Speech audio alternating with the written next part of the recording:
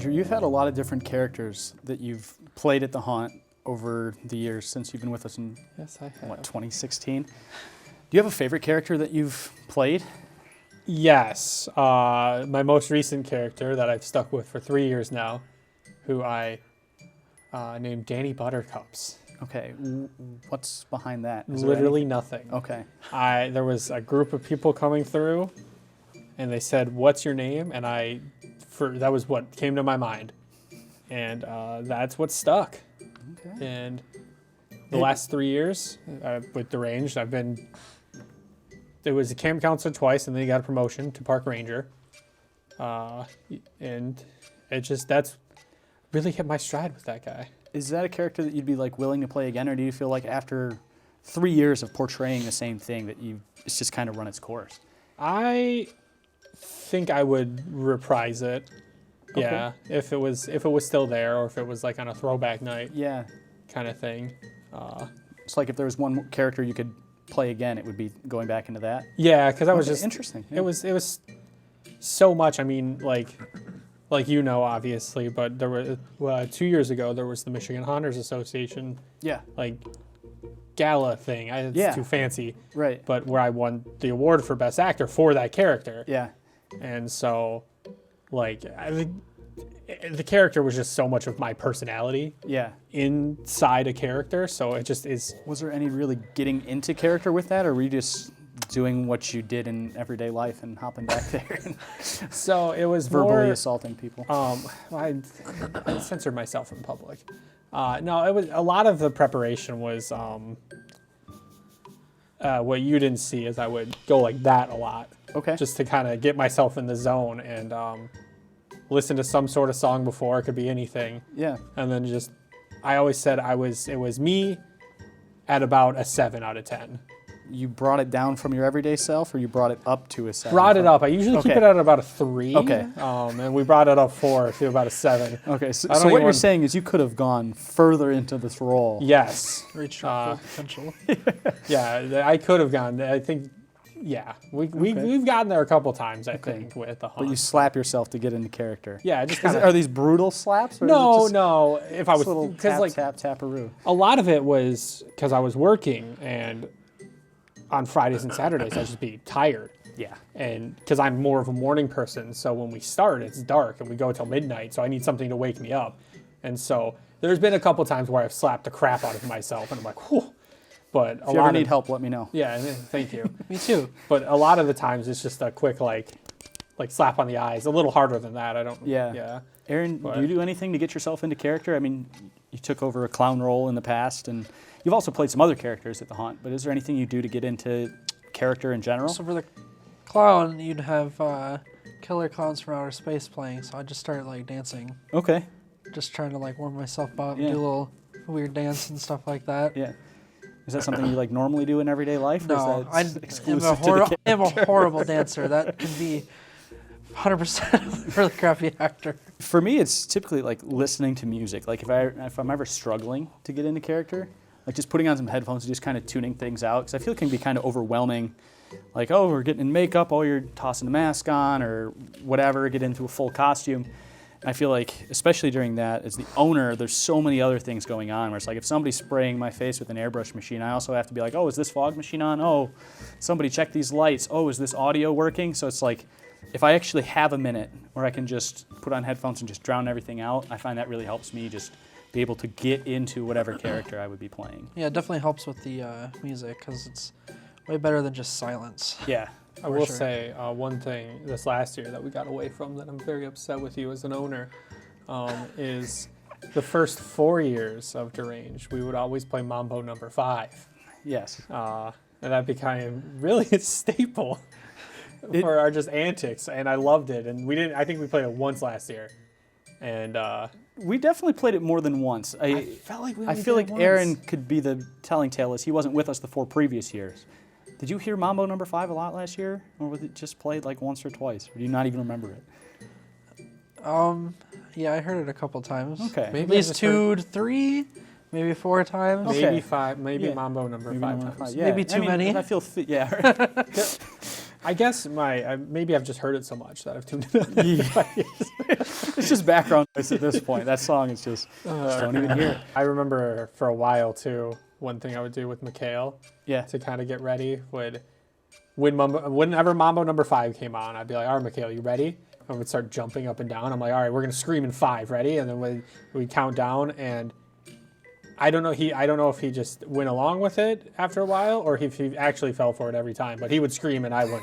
I'd stop jumping, he'd scream and jump, and I'd just stop and look at him. For those that don't know him, I mean, he's a quiet person typically. Like it's hard to get him out of his shell.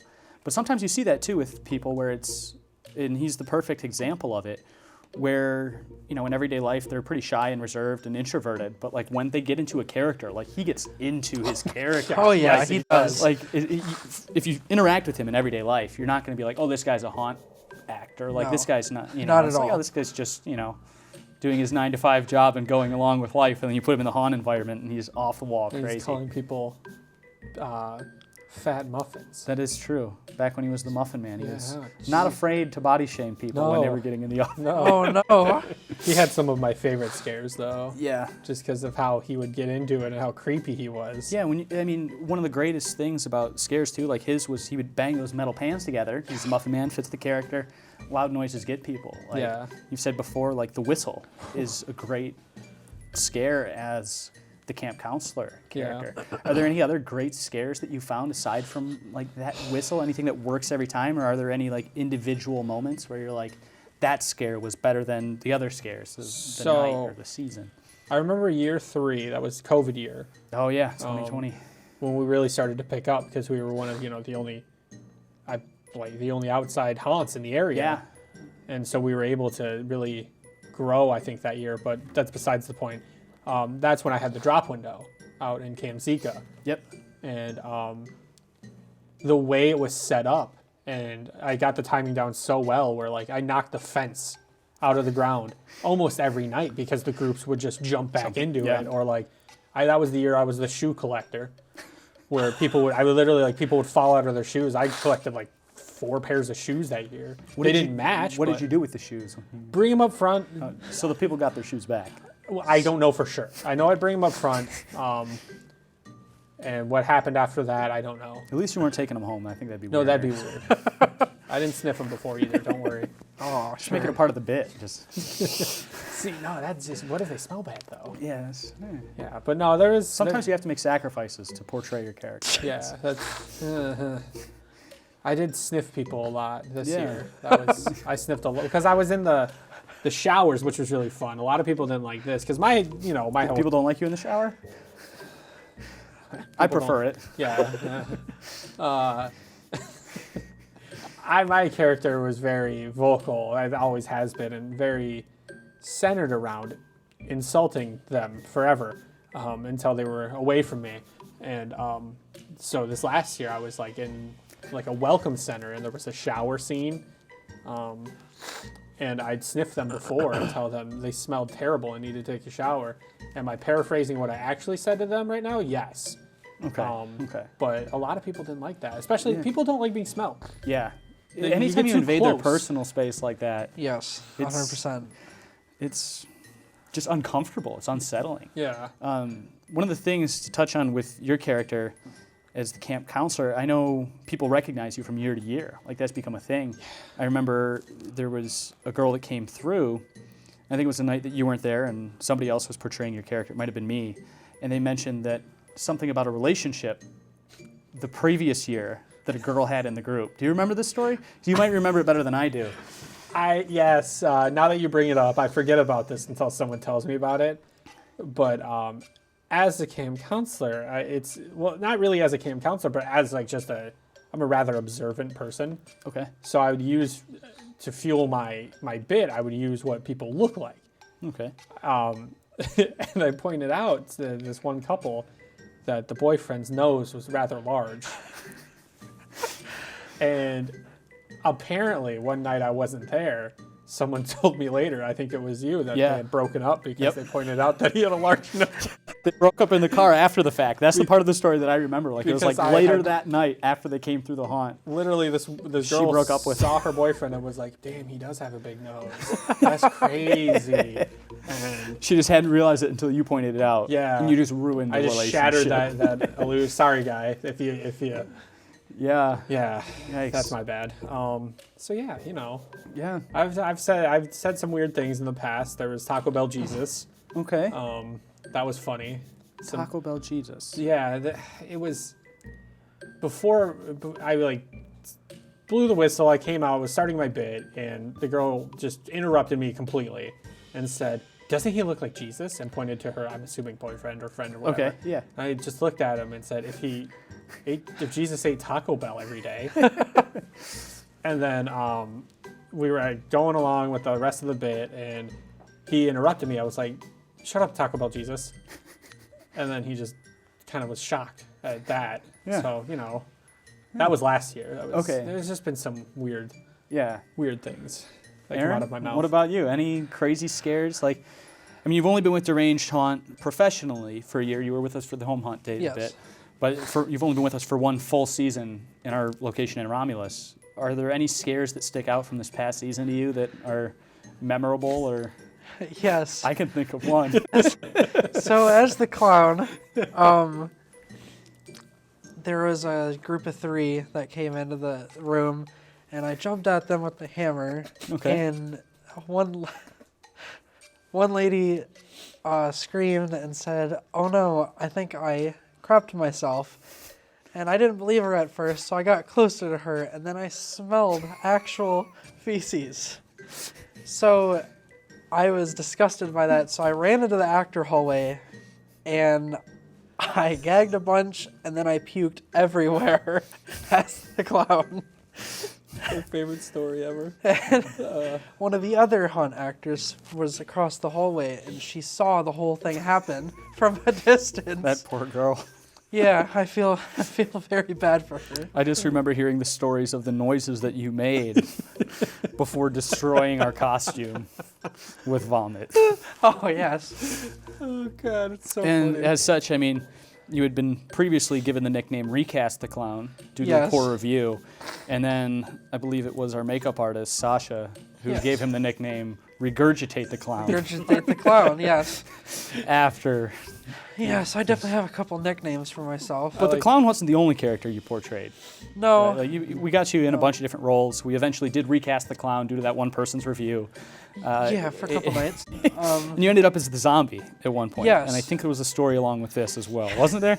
I mean, Yes, there these was a- probably aren't the best scares that you've had of the season. Maybe the clown one was, but I don't think this was the best scare. But I definitely think this. If I can interrupt before the story, I would argue that he has the best scare because he made someone literally poop themselves. That is true. Yes. That is true. I mean, I know there's a lot of haunts She that claim continued it. through the haunts as well. She never left. She Oh, continued through what I think the last 4 or 5 rooms. full until- sended at that point. Yeah, Like, I mean, once you're there, Yeah. it's already happened. What once else you can crap do? your pants, you might as well keep moving forward. Yeah. Yeah, for sure.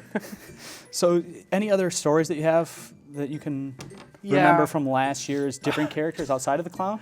In addition- Yeah, I was a zombie, and I saw there was no customers coming, and I had to pee. Right, we're So an I- outdoor attraction. So, Yes. yeah. So I climbed up this little tiny hill, like off to the side of the trail in the Zika Trail, and I just decided to start to pee. And I heard some customers coming, so I tried to hurry up and zip myself up and run out and scare them before they passed me. Well, I ran down the hill and I tripped over a, I tripped over a stick. I tripped over a stick right in front of the customers, and they thought that it was part of the act, and I just they were like, "Oh wow, it looked like he actually fell," and I just looked up at them and I just went, "No." I forget the name of the haunt, but it's where you played PlayStation. Sinister. Sinister, yeah. Yep. I know it's Sinister, not around anymore. Yeah, but that's gone. There's rumors of something from the depths of Sinister restarting, and I'm hoping that happens. But yeah, I mean, we've borrowed ideas from theirs over the years. You know, like taping people's hands together, playing tic-tac-toe in blood. Like, these are things that were a part of that, which was such a super interactive haunted attraction. And in one of the rooms, it was just Mortal Kombat. Like, oh, sit down with this actor and interact with them. And like, oh, we're just playing this now. Other groups are just coming through, and you're just still playing, and people are coming through, and they're making it a part of the act. Where I really like that about attractions, when they're not just like, oh, here's your cookie cutter version. Here's this scare in this spot. Here's this scare in this spot. Here's this and this, and that's it. It's like, oh no, with each group, if they're willing to interact with you, find a way to interact with them back and do something different. I remember, I don't remember which year. I want to say it was year 4 of Pro Haunt, Okay. and I was back in Zika with Deutsch. Okay. Yeah. And it was a slower night, and it was one of those nights you encourage us, keep them entertained. Absolutely. Yeah. If we don't have to push people through, we don't want there to be a long line. But if we have the time to play around with people, play around with people. I definitely took my time. Because I'm pretty sure this group was back there for 20 minutes with me and Deutsch. I'm almost positive it was 20 minutes. I thought it was Were there any other groups that showed up during that time? No, it was just them. It was early in the season, because I want to say it was September. Oh, yeah. And so this is it was just a slow night for us. Right. And it was just this group of, I think it was 4 girls. And Deutsch was just climbing around like a freak. And I'm just sitting there talking, encouraging anything. Yeah. And just having an in-character conversation with this group of most of the time, after a while, people get the idea and they're like, okay, they're doing a little spiel, they're doing a little bit, and then we're just going to keep walking. Did these people, did you guys forcefully keep them there, or were they just No, they were just vibing. It's like, yeah, we're here to hang out with the camp counselors. Yeah, and basically. this is what we paid for. Those kind of customers are the best customers, though. Yeah. If they just hang out and you can interact with them more than just, boo, and then, go back in or do what you want to do. It's just an amazing experience to actually be able to, have the time to actually, interact with them and, mess around with them. And it's just a great experience for not only the customers, for, as an actor. Right. Absolutely. I agree. I've had some good scares over the years. I mean, dating back to the home haunt, I remember the banana getting chased down the street. But at the pro haunt, I don't remember which Halloween was the rainiest. Was it this past one, or was it 2 years ago? I don't think it was this one. I think it rained maybe Okay, once. yes. Yeah, it would have been 2021. Yeah, when you had to shut down. When we had to shut down the Friday before Halloween because it was flooded. And our parking lot was flooded, so we used our off-site parking lot. So typically we've been doing the virtual queue since 2020 with COVID, where I need to do the text message thing, and we'll text you when it's time to come up. But because the parking lot was flooded, and it was 2021, and we had changed that, and we were just like, well, the parking lot's flooded, we can't park cars here. We don't want people walking 2 blocks back and forth when they get a text message, because it's going to just be chaos. So we were like, oh, we'll move the queue line, we'll actually do an in-person queue line. And at the time I was sliding, so I had the spark gloves on, the knee pads on, and just sliding on concrete. And up until that point, I had mostly done sliding for a few groups here or there. That night we probably had a couple hundred people waiting in line. And, it was crazy hectic because it was close to Halloween, or it might have even been on Halloween. So I was running around the haunt, just popping in, doing whatever. And then I finally got a chance to come up to the line. And we didn't really have a designated queue line actor that night. So they were just, they had been standing there. Some of the people had been there for an hour and a half just waiting with nothing happening. And I came in sliding, just right across the concrete. And, everybody jumped. Probably 30, 40 people toppled over, knocked over the line that we had built.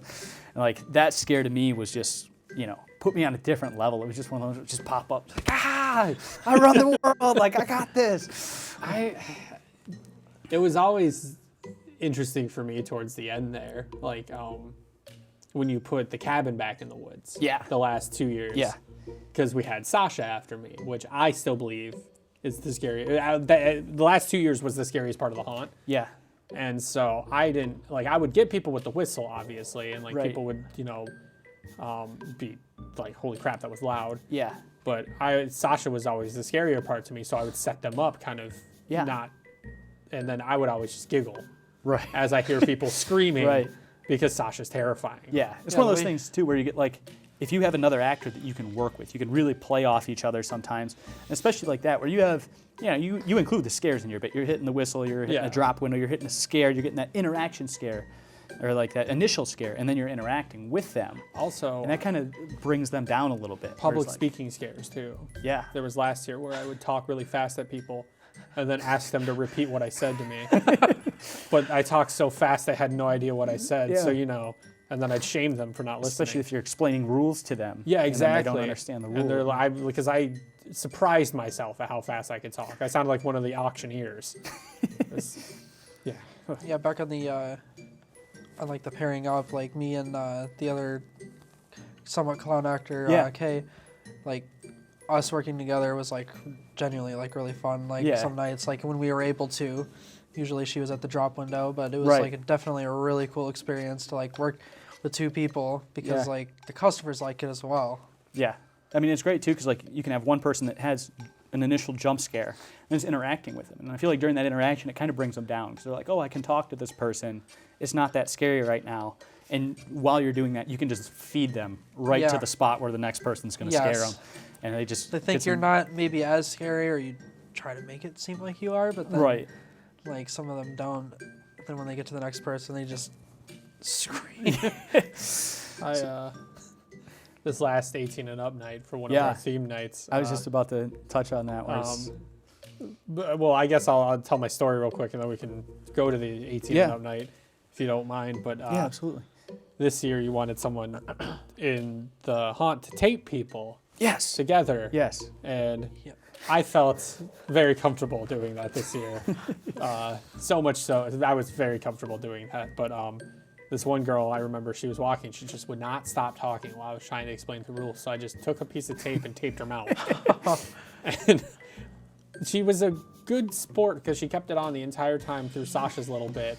And I just heard a muffled scream the entire time, every time Sasha did what she did. Actually, yeah, I remember that because like when she got to my room, I remember. She still had it on. Now here's the thing: like, was she a good sport and kept it on, or did you also tape her hands together so she couldn't get it off? I taped her hand to her boyfriend or husband or whoever he was, significant other. Yeah. So she could have. There was a free hand. Okay. Yeah. So she left it. She Yeah. decided to. When you Exactly. smothered her with duct tape. Yeah, I just went. Yeah, I was gonna say because we touched on the stories a bit about all the good scares we've had in our normal characters every night, but we do our theme nights as well. Like you Yes. mentioned, 18 and up night. That's become an annual tradition, for better or worse. It's something that we do. We also have our clown night, so you got to experience being a clown for a good chunk of the season. But we also had clown night. Yeah. And we also do our classic monsters night, where we kind of spoof on horror movies, where we have Nickeldum, the dancing clown, and Freddy Krueger, Michael Meyer, our favorite supermarket villains. Do you guys have any, memorable scares? I mean, this was your first year, because at the home hunt we didn't do anything with like theme nights. It was like, this is our haunt and this is it. But now we do the theme nights. Was there anything that really stuck out this year, or maybe not even a memorable scare, but just a memorable moment during those theme nights? Yeah, I definitely liked the classic monsters night. I was able to, do Jason, which was pretty cool. Yeah. People really, really enjoyed like seeing original characters. Right, which is always surprising to me too, because I'm like, we put so much time and effort into creating these own characters that Yeah. we create. We're like, okay, this is this character, it has this backstory, and then you're just like, yeah, just throw something out of a movie at them, and they love it. I But think it's pretty cool that we do theme nights because I can't think of any other haunts that actually do dedicated theme nights. yeah, there's one haunt in Ohio that does in Broadview Heights called Bloodview. Okay. But they do like theme weekends, so like every weekend's a different thing, but they don't do like. I think every weekend is completely different. Okay. Where it's like, oh, they have witches and monsters and then clowns, but ours is like we have our normal show every Friday and Saturday, and Sundays is when we get crazy and switch it up. So, do you have anything from our Sunday theme nights that you want to touch on? I haven't done those in a couple years because Sundays were hard for me. Yeah. I always enjoy being a clown just because it's nostalgic. Yeah. Right. That's what we started at home haunt. And 18 and up nights, I will always try to make the 18 and up nights because that's when I can really be as degenerate as possible. Right. Those Kinda nights gives are you a- definitely interesting. Yeah, they give you a lot of freedom. Yeah. It's just like, okay, we have adults. What can we do with them? Exactly. What do we want to do with them? I will share a bad Okay. deranged haunt memory. Okay. If you don't mind. No, go for it. First year zombie night Oh yeah. was terrible. Yeah. It was a great idea because if we The concept was the great concept was idea. cool, but it's hard to be a zombie.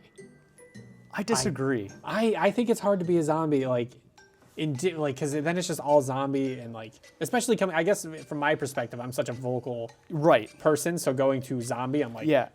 I don't do think I- it's that difficult to transition to a zombie personally. I mean, granted, you weren't there for zombie night. Would you be up for doing something of this sort? Like, Yeah. if we have a new theme night idea, like if we're adding another theme night, would zombies be a good candidate? I believe so. Okay. I could definitely do it. I think- especially with the recent shows that they've been coming out with. Right. The Last of Us.